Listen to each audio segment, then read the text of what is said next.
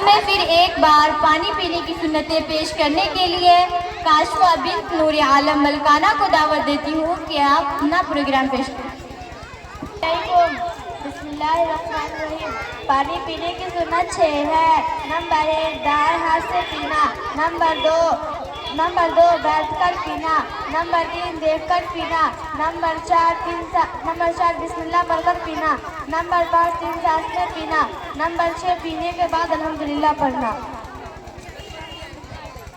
حاضرین، جیسا کہ آپ کو معلوم ہے کہ جامعہ خدیجہ صرف ایک دینی و تعلیم درسگاہ ہی نہیں بلکہ ایک مشق اور تحریک کا نام ہے، جہاں روز اول سے ہی اس بات کی کوشش کی جا رہی ہے کہ طالبات کو دینی تعلیم و تربیت کے ساتھ زبان و قلم اور دیگر ہنر سے آراستہ کرایا جائے۔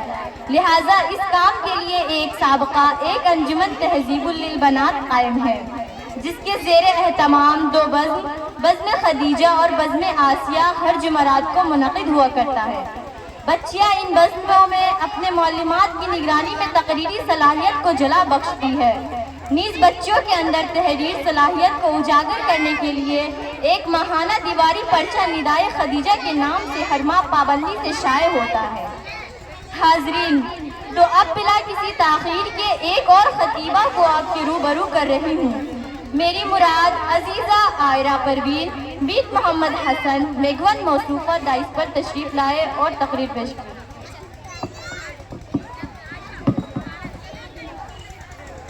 السلام علیکم ورحمۃ اللہ وبرکاتہ۔ الحمدللہ ولی والصلاة علی نبی اما بعد۔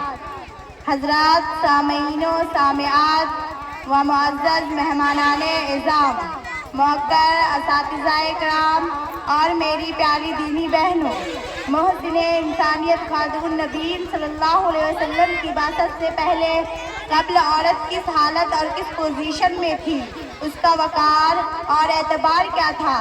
تاریخ کا مطالعہ کرے تو معلوم ہوگا کہ لڑکیوں کی پیدائش کو سماج میں منحوس سمجھا جاتا تھا، لڑکی کی ولادت پر غم منایا جاتا تھا۔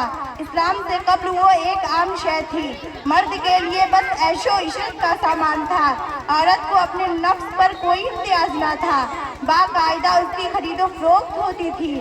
اہل یونان عورت پر علم و ادب، تہذیب و ثقافت کے دروازوں کو بند کر دیا تھا۔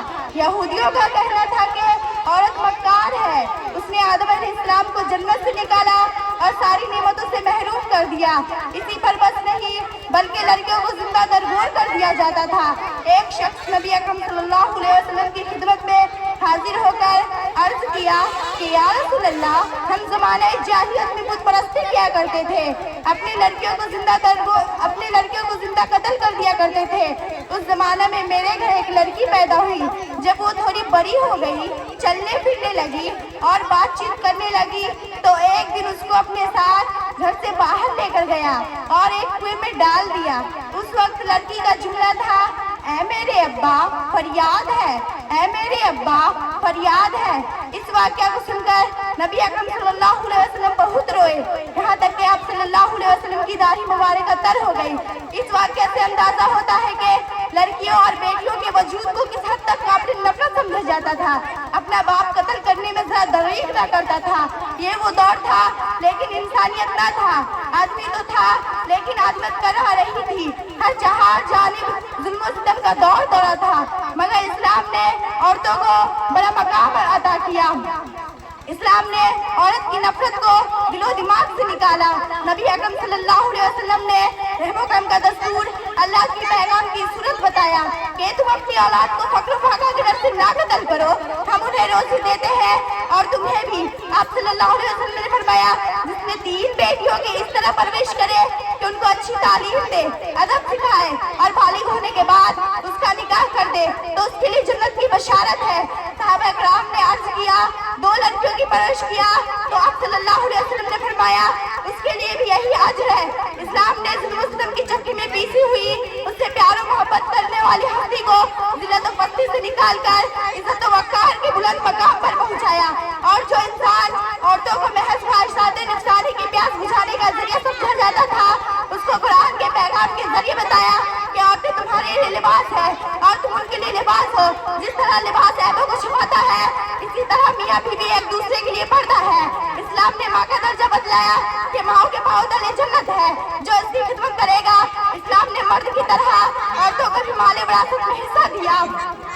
اسلام نے عورتوں کو گھر کی ملکہ کا درجہ دیا. شوہر پر اس کی کفالت کی ذمہ داری اور ماں کی گود کو پہلا مکتب قرار دیا کیونکہ یہی اس کی پاکیزگی اور اخلاق و کردار کی بنیاد ڈالتی ہے. اسلام نے لڑکے لڑکیوں کی تفریق کو مٹا کر یہ آگاہ کیا کہ اولاد خواہ لڑکی ہو یا لڑکا اللہ کی طرف سے کردہ انعام ہے. غرض کہ عورت جس روپ میں ہو وہ معظم و محترم ہے اور اس کے ساتھ حسن سلوک پر جنت کی بشارت ہے.